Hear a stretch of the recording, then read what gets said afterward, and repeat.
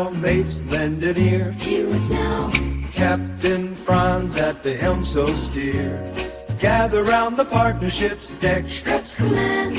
Tales from the leaders of the partnership train.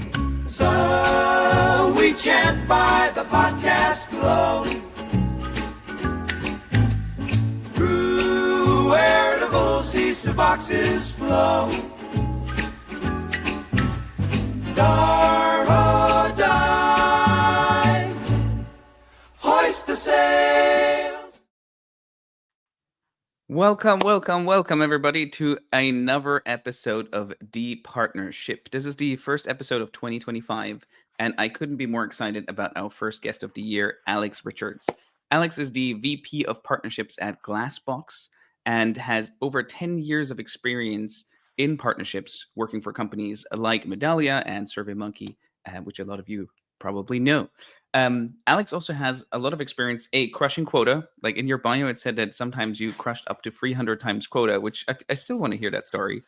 And then also expanding into international markets, including Latin America and the Middle East and North Africa.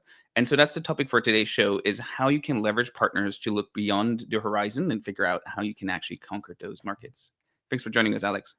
Thanks for having me. And I love the jingle at the beginning. It's catchy. I missed it. It's been like 6 weeks without an episode, and I was like, oh, this just jingle has been a long way. Yeah, the wonders of AI for podcasting makes life easier, doesn't it? It's what a lot of us need to be incorporating more into our partnership world as well. It makes life a lot easier. Yeah, actually, that's true. We should write jingles for partners. Just put it in Suno AI, Udio AI, and just write them like a banger song, whatever you send the contract. You heard it here first. If anyone needs a jingle, then you've got Franz and Alex to help you out on that front. Exactly. Cool. Did I miss anything in the introduction?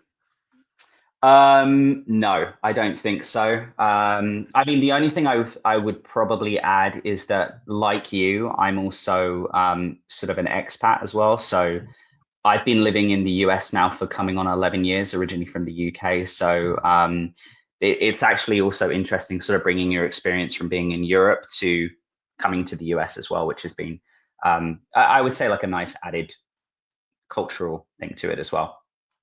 Yeah, absolutely. Same. I moved to the US like 2 years ago, and so I feel like there's a lot to learn here, and there's also a good reason to move here or to build your business here, and so we can talk about that. I do want to give a shout out to everybody who's joining us live today. If you are watching this live, drop us in the chat like where you're tuning in from, and if you're also an expat, curious about that as well. And if you have any questions for Alex as they pop up, feel free to drop them in the chat as well, and we'll discuss them. But I want to start with a somewhat controversial question, which is, why would a company decide to go global? Like, from your experience, like, what was the trigger that made you decide that Latin America or the Middle East would be a good place to start or exploring? So I mean, I think there's a multitude of different things, especially in the SaaS space that we play in, and the different industries that you serve. There's different draws to where sort of money is easily more accessible, but also where at the same time as well, people are adopting technology quicker. You probably aware that in the UK, in Europe, things can take quite a long time to get sort of deals over the line, especially if we're doing enterprise. Same in the US and especially in Canada as well. So before I joined the company, we had the odd client that was in Latin America.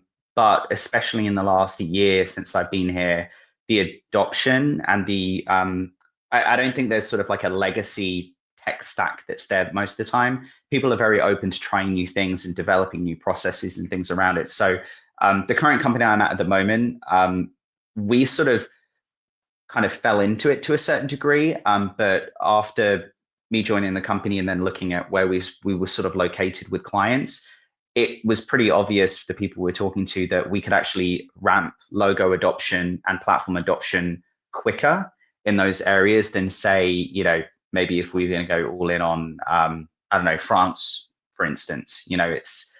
It's sort of a different move. So I wouldn't say that we're stepping away from our core markets that we service, which is sort of like, the UK and North America, but there's a lot of really good things that are happening in those markets. Yeah. Absolutely. I do want to give a shout out quickly to Francesco, who's joining us from Dublin, Ireland, and is a Portuguese expat. Great global Mm, expansion, Francisco. And then we have one viewer from Fort McMurray, Canada. Thanks for joining us. And we have Joshua checking in from Israel. Appreciate the shout out for the book, Joshua.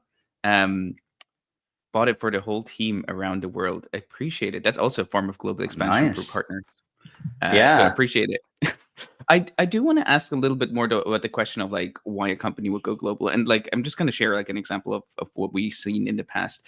But when I looked at like the stats of a lot of the companies I worked at, normally like maybe almost half of the users would come from the US. Like the US is just such a big market. Like Joshua just mentioned the book as well. Even if I look at my book sales, like the US makes up more than half of all the book sales for the book on partnerships, right? So there's just an incredibly large market which is very deep, and there are like so many different, um regions and people that you could sell to, that there's often like a lot more in those markets versus like in the international territories, which might have regional differences or might have lower ACV, like lower contract values.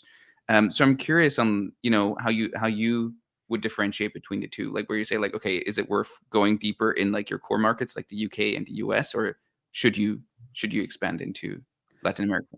What's the I, difference there?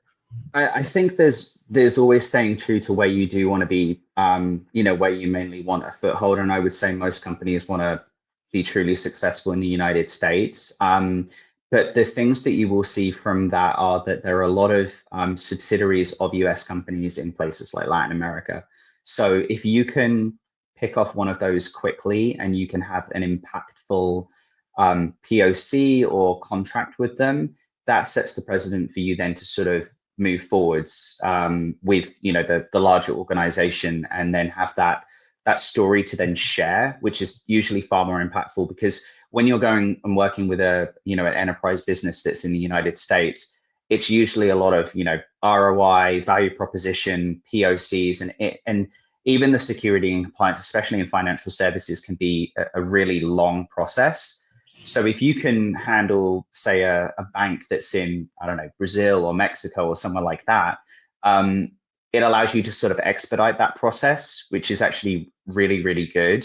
And I think, as you can see, probably from some of the data that's come out with, like Google, for instance, they think that Latin America is, and a lot of our companies do as well, are truly where a lot of adoption's coming from, and is also going to drive innovation as well, because there isn't that sort of like legacy baggage of, well, this is how we've always done things. So that's basically what we've seen, and just as a whole, those countries combined are driving a lot of growth, I would say, across a lot of technology companies. I mean, for instance, like Qualtrics has invested millions in opening an office in Mexico City. A lot of our competitors are sort of going in that route as well. And it's really about how can you sort of dominate and acquire as many of these sort of subsidiary companies and users. And then that obviously then funnels into the US as well, because everything's very, Yeah, very closely linked. that's true. Interconnected. Yeah. Interesting. So you say that you could also like go for a subsidiary of a brand in Latin America, for example, which then funnels back to the mothership in the US or in Europe. Yeah, typically, in Brazil, Mexico, or Colombia, you're going to see that. And also, as well, if you generally are working with a company that's in Mexico, they usually have an operation like Santander, for example, in Spain. So that's typically what you're going to see. I mean, the challenge that you are going to have, and I think companies really have to be cognizant of this, is that what you're generally going to see in Latin America is that you're usually going to be about 30% reduction in pricing. But to counter that, you've got a quicker adoption of the platform, and you've also got growth, and usually a lot more innovation that comes with that as well. So there are pros and cons, but I would say there's a lot more sort of pros based off of the businesses that are coming out of there. Yeah. That's fascinating, especially for companies which might have seen their growth stagnate in their core markets as well, right? That's another thing to consider is like, maybe you're still growing, but you're not exponentially growing anymore. You're just growing at a steady rate in your core markets. And so that's probably the time where, new logo adoption like that is like key and and something which is very appealing to the executive team. Yeah, I mean, I think it's really, really interesting on that front. And there's been some research recently out from, IDC and Forrester as well that are also saying that focus in region, and also some areas in, like UAE as well, and APAC, they're really trying to drive innovation and optimization, and they seem to do it in a quicker way, and it can be extremely beneficial on that front. So Yeah. I really like it. I really love the people that we work with. Yeah, that's awesome. I do want to drill down a little bit more, like what are the signals that you should look for to know that now is a good time to expand internationally? Because I think that's kind of like what this whole episode is going to build on. Like if Yeah. you're not ready, you should definitely not work with partners. Like it's just going to lead down the wrong path. So I'm curious, like, would you suggest, for example, like going into an international market based on the market size? Like you're saying, like Japan would be awesome for us. Or do you think like it is customer led and you should first look at like if you actually have customers there? Like what comes first? It's like a chicken and an egg here as well. No, I think that's a really good point. I mean, I would say it's customer led. Yeah, I think you first of all have to understand who your customer is and what innovations are coming and where they sit. And for instance, if Japan was one of those countries, then and you just have companies that are sort of popping up and they're interested in it, then it's obviously a positive signal. But at the same time, you do have to have the operations to be able to support that. And just having a partner in somewhere like Japan isn't probably going to be enough to support the client. You're going to need to have a product that can sit in, say, a data center or a cloud environment that can support that, and 24/7 technical support and stuff. So it's like, there's a number of different sort of things that come to it. And then, overarching that I know both of us have even spoken about separately, it's also making sure that you have the tools to enable those partners to be successful as well. And there's a lot of cultural differences, as you and I know from being in Europe as well, that, you can literally go a few miles apart from someone and you do things completely differently. So I would say the signal in my experience has always been customer led, and then essentially using data to make the right decisions on that front. Yeah, that makes a lot of sense. I mean, you do want to make sure that the product works in that market, and there's no better way of validating that than having somebody in that market actually using it successfully. They might have issues with it. Like it's interesting that you mentioned Brazil, because Brazil is such a, like, from a SaaS company perspective, they're punching way above their weight from my experience. Like most companies which I worked at or people I asked, like the US is oftentimes the biggest market, but Brazil is like surprisingly large, like either the second biggest or even like conquering, like sometimes like challenging the US in the number one spot, which is surprising. But at the same time, like there are some local challenges to, for example, payment processors and so forth, which make adoption in that market actually surprisingly hard as well. And so people have to go around these barriers in order to work with you directly, which is, I guess, where partners also come in. Well, yeah, I mean, there's a lot of dependencies that come to that as well, because Brazil, you've got a lot of local and with local taxes and also withholding taxes as well. Each of the Latin America countries have some form of withholding to a certain degree, but Brazil's taxes are a lot. But then again, those guys, along with Mexico, there's a lot of innovation that are coming out of there. So, the thing that I find very interesting with Latin America and also some countries in Asia Pacific are, especially when it comes to sort of like fintech and also, things like delivery apps and stuff like that, there's no legacy technology in some of these companies from a digital component. So, for instance, with banks, it's a lot of sort of brick and mortar, a website that, does a few things. But then they've just decided, well, wow, we need to actually just get onto somebody's cell phone and have an app and be truly digital. And they want to try anything and everything to make sure that they have the best customer adoption and be as successful as possible. And that is really exciting. And a lot of these companies that are coming out are truly about, digital transformation and innovation. And I know between like Uruguay, Chile, Argentina, Mexico, Brazil, Peru, Colombia, like the combined sort of GDP is less than the United States, but the amount of innovation that's happening across those countries without, I would say, legacy barriers there, Yeah. is truly exciting on that front. Yeah, absolutely. It's interesting that you mentioned the legacy barriers because I feel like that's something which is comes up in the US a lot. When we Hmm. moved here, for example, like in order to pay rent, I thought we would just transfer to a landlord. And then in the app, inside of my banking app, it was like you fill in the amount and then we will mail a check to the landlord. Hmm. Like it is app enabled, but then the back end is still run by checks. And so through the app, I can schedule the delivery of a check to the landlord, which was the most outrageous thing I've ever seen. Um, and it is 2025, but that's still how things are done here. So I know we got some questions from Francisco and from Joshua about these Hmm. specific topics. But before we go there, I do want to like quickly jump in. Like when you decided that it's the right time to expand into an international market, how do you weigh the benefits of going direct and establishing an office there, for example, or just It's a allowing people to great. buy through your website versus buying through partners?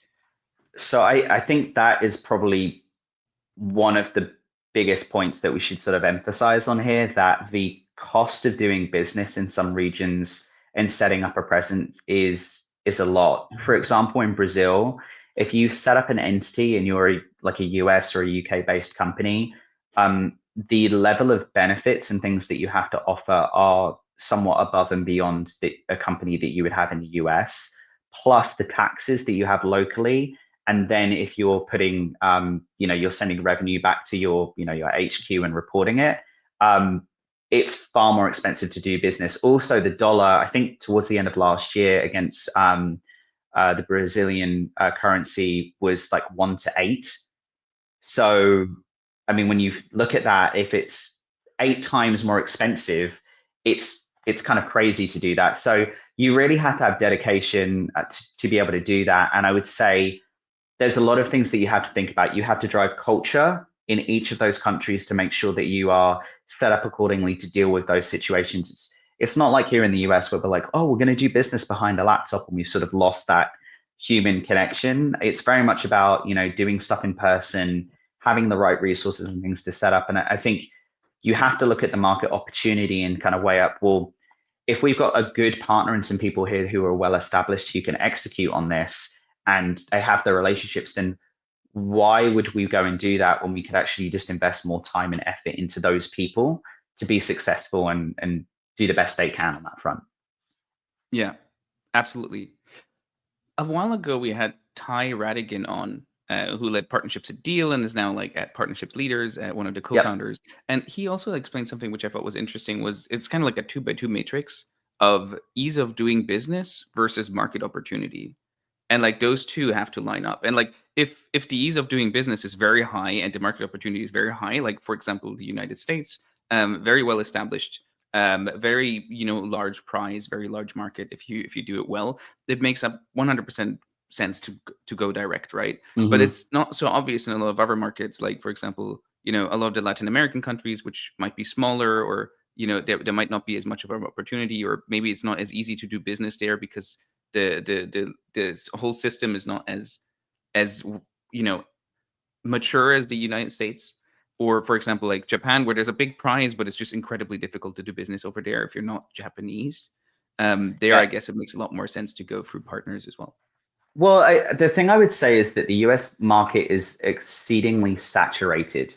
And also to your point around mailing checks, the US market is also set up in a way to intentionally make it hard so people can benefit from making money from that process. So a lot of the stuff here is intentionally done to create barriers to make things hard. But also, if you're a US company, you're typically going to have more competitors here than you are if you're in Yeah. another market. So I think it's really assessing what matters to you as a company. And for instance, if you are going to go and tackle, say, like a Latin American market, you're not going to win deals by sitting behind the computer. I think IDC said that if you do business in person in Latin America, you're going to close 30% more revenue than your competitors are. And that really has resonated with our partners. And that's why we tend to win really well down there, because our partners know how to do business. Yeah. There's a lot more hurdles sort of here. And I would say market saturation in the US does typically make it a lot harder to get in front of a customer, and also why customer acquisition costs are so high in the US as well. That's sort of a really interesting way to look at things as well. Yeah, those are great stats to look at, like close rates, customer acquisition costs, lifetime value, and then like assessing between those. Does it make sense to acquire more customers in a certain region? I Exactly. do Yeah. want to switch gears though and make sure that we address all the questions we're getting in the chat. Oh So the yeah. first Sure. one Yeah. is Yeah. from Joshua. It's covering our faces right now, so I'm going to pull it down in a second. But Joshua asked, "Great point about the UAE. We recently opened an office there and see huge potential in the region, but many of our partners are not ready to expand to new markets, and it's a challenge to find local partners because they don't view partnerships the same way as we do. How do we bridge that gap?" That's a really interesting question. I also have a question on, you know, they do not view partnerships the way that we do. That's an Yeah, interesting one because maybe it could also be unique to potentially the industry that Joshua's working in. But I would say that the partners that we're connected to are somewhat global, that we work with that are based in the UAE region. So they're usually a subsidiary or another component of a more global sort of value-added reseller. Um, I would say that there has to be skin in the game and money to be made there. I think a lot of partners now are realizing that if you're just selling a transactional product versus being able to wrap it in services, that's generally where we've seen that partners aren't really interested in that. But also as well, I think it's trying to align culturally with the the partners that you're trying to attract. And sometimes if you're not investing sort of like traveling over and actually meeting the people, investing in face-to-face meetings, then it's a lot harder to also acquire working with those partners as well. yeah. Absolutely. I think, yeah, business practices will vary a lot, and a lot of cultures are much more handshake and like relationship driven than maybe the US would be, or maybe Europe would be as well. So I think that's also important to keep in mind. It goes to another question though, which I also had is like, how do you find the right partners in LATAM or in the UAE in Joshua's example? Like, how do you Mhm. understand like if this is a good partner to work with? There's a lot to unpack on this question. It ranges from your ideal customer profile, the product you're selling, I would say sort of your average deal size, if you can wrap it in services, and also the verticals that you're typically trying to attract. Um, they all play into your like ideal partner profile. I know everyone loves saying IPP all the time, but we have a lot of acronyms in this industry. Yeah. So I would say it's making sure that there's an alignment on that front. I would also say it's interesting to see what your competitors are using in those regions. There's always ways to sort of find out that information. And then also just seeing when it comes to sort of like a tech stack overlap, if there is that sort of cohesiveness to a certain extent. It's also interesting as well doing your research on the partners that you want to potentially look at, how they're acquiring customers, and then also if they're promoting any of the stories to see if you can learn from any of that. Yeah. I would say the way that I have sort of approached it now and in the past is literally taking all those data sets and basically funneling it down to say maybe 2 or 3 partners that you think could be the right fit for you. And then from that standpoint, seeing how you connect with them. Again, you could find the right on paper partner, but if you can't build a relationship with them, then you're sort of dead in the water before you can even get started. So that's really key. And to your point earlier on about sort of relationships, Yeah. partnerships is about relationships. And I think sort of we somewhat got sort of stuck in our head from sort of like the COVID era that everything happens sort of behind your screen. So it Mm. is actually quite nice to sort of have to reset and say, what, we do need to go and meet people. We do need to make the effort there. And I think those partners in say like the UAE, for instance, value that more than say maybe, the US, for instance. Yeah, definitely. I think there's also like one approach which we used in the past, which is like to just look at like what our partners and our customers are already doing. I think you alluded to this as well, as like who are your Hmm. customers using in that region as well. So like asking your customers like who are the agencies, who are the technology vendors that you use that we potentially could partner with. And then also leveraging a community like partnership leaders or leveraging your own ecosystem to also help identify partners, because somebody else probably already expanded into Mexico or into Brazil. And so you can just ask them like, okay, who did you partner with? And ideally your two solutions are complementary. That's actually something we talked about in the book on partnerships as well. That if you find somebody where you're already selling together in the US, and then you go like, are you guys in Brazil? And they're like, yeah, we're already in Brazil. We work with this reseller. And you're like, oh, we just, tag along here. We just That's educate that reseller on like how to sell the joint solution now. that's a really good point. 'Cause there was recently, I think it was Jay McBain did sort of like a post about this, and it was about trying to find 7 overlaps with your prospects and your customers, be it technology or service partners. And a lot of us, I think, don't realize that we're already trying to do that, but we're sort of not aware of that sort of multi-threaded approach. And we do that as a whole across our existing clients and our prospects and pipeline. And I would say that's probably the best way in your sort of data set as well to sort of work out how you want to do that. It sometimes can highlight that some partners are also, I would say some of your maybe technology integrations might be stronger in a certain market over others. And then it also allows you to identify whether those service partners or resellers are the kind of perfect fit on there. So I would agree with you on that front, but I think, yeah, I'll try and dig out the Jay McBain article, but it was really interesting to sort of read through that sort of magic number of 7 on there. Yeah, that is interesting. Yeah, we definitely need to have Jay on the show at some point as well. His research is quoted all the time. So if you don't follow Jay McBain already, like definitely make sure to follow him after this call on LinkedIn. Yeah, There's a lot of great some stuff good that Jay stuff. posts. I do want to flip the script though, because Francisco actually pointed out something really interesting that, because we live in the US now, we're always thinking from the US expansion as like US and then international expansion. But Francisco pointed out like, what is the opposite motion?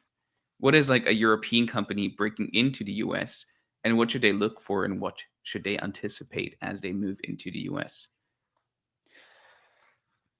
That's a big question. Big question right there.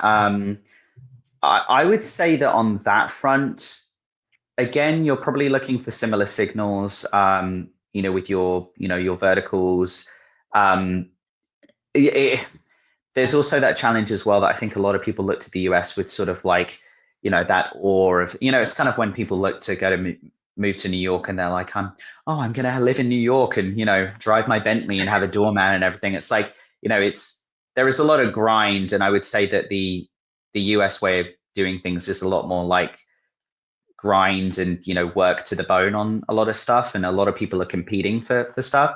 So I would make sure that it's like sizing your opportunity right. Seeing as well that if your competitors are doing really well in this region, and also based off of that, does that also limit your access to your ideal customers as well? A lot of people think they see, all these companies and it's well worth doing it. You have to really invest. And I would also say that being completely dispersed, although it does give you a wider berth across the US, having some people that are sort of like close together where you can have a hub is probably better than going that route, because it allows you actually to work through problems together and approach it in a different way. Again, it would be really sizing the opportunity and making sure that it's in your best interest, because there are challenges in both countries at the end of the day. I think we all know that. Yeah, absolutely. It's interesting that you mentioned that in the US there's like regulations and frameworks and so forth, which make it difficult to oftentimes do business here, because as a German, I initially like was selling Hopin at the time specifically into the German market, and it was so painful to do business there that I couldn't wait to be transferred to the US. So like sell in the UK or US or anywhere else, because it was just there were like framework after framework on like privacy and regulation and so forth, which are probably very important. Or I agree that they are very important. It's just that it creates a lot of slack in the system to the point where, even like basic things which normally would be done in like a week or so take months to close because of the constant back and forth with customers as well. So that's something which I've personally witnessed, which is why I actually think expanding into the US with a SaaS, like a software company, is actually somewhat more straightforward than expanding into Europe the other way around, because you only have one language. you do have like different regulations on a state level, so there's like some Yep. complexity there as well. But just because it's like one language in one country, Yes. technically, Yep. it makes it a lot easier to like acquire customers in all different regions in the US versus in Europe, where it is harder to have like local language support, local language services, contracts, frameworks, and so forth as well. So that's at least my experience. To Francisco's point, like I think as a European company expanding into the US, it's somewhat easier than the other way around, like an American company expanding into Europe, just because of all the different languages that you have to deal with in Europe.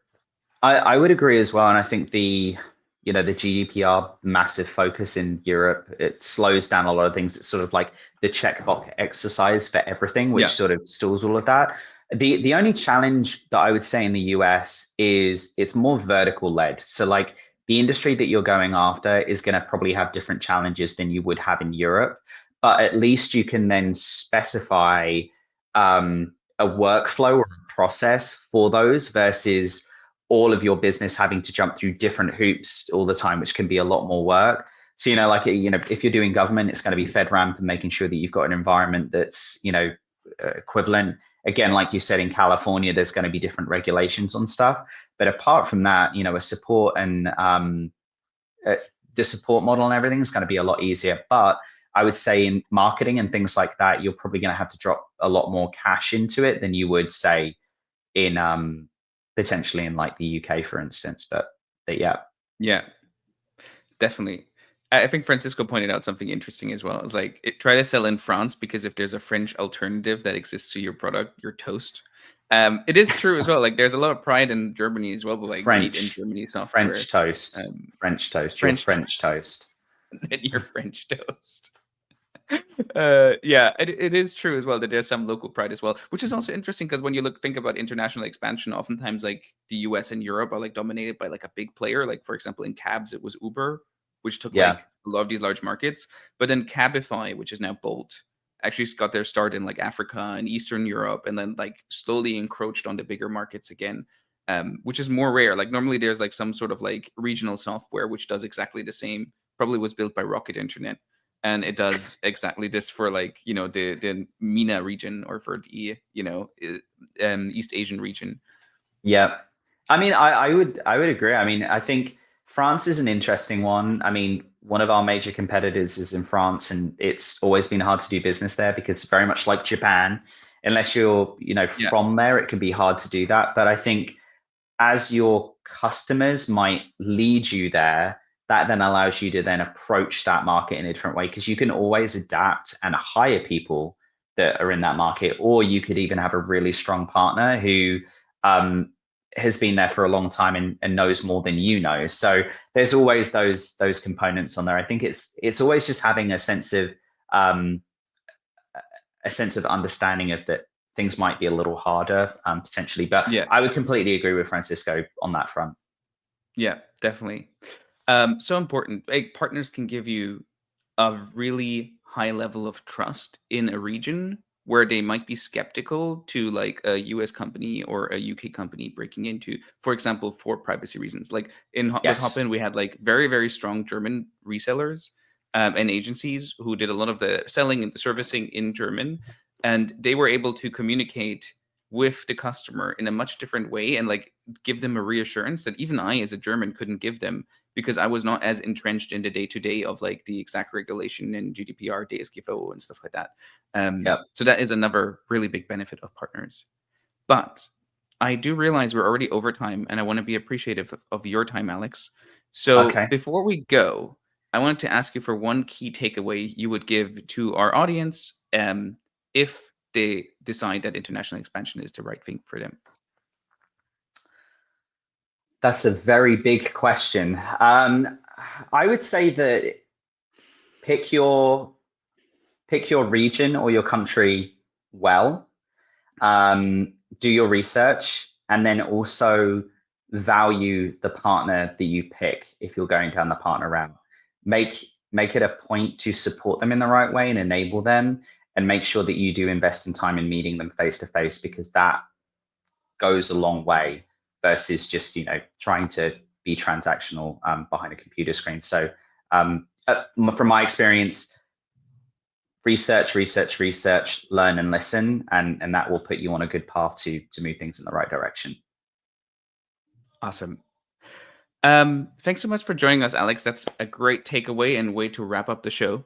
Thanks so much to Francisco, Joshua, and everybody who joined us live today. We will be back with Deep Partnership in 2 weeks with another episode about international expansion, because we'll have on my good friend Carl Hinrichsen, who is a fellow German and also led a channel at Meta and helped Meta expand globally as well through agencies. And so we're going to talk about that as well. The event is not yet live, but watch this page. It's going to go live in the next week, and I'll see you here again in 2 weeks. Thanks, everybody. Hark now, mates, lend an ear. Hear us now. Captain Franz at the helm, so steer. Gather round the partnership's deck. Scripts command. Tales from the leaders of the partnership train. So we chant by the podcast glow. Through wearable seats to boxes flow. Dar-o-die. Hoist the sail.